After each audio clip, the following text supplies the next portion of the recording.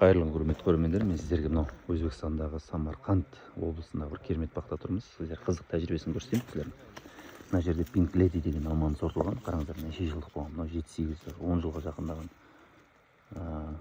10 жыл ма сондай, 10 жыл деп айтайық. Соған бұл Pink Lady бұл жерге дұрыс келмеген.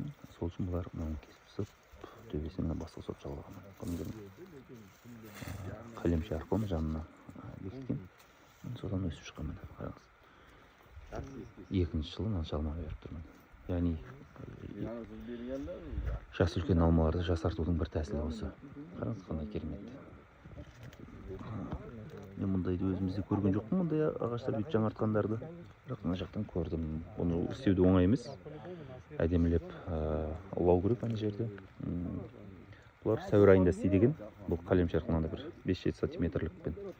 Бізде көбінесе жаңа прививканы жас көз арқылы істейді ғой бізде. Оны бізде тамыз айында істейді.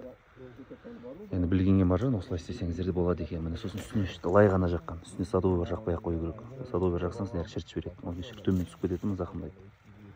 Сондай бір қызық. Мына бақтың иесі өте керемет бақ екен.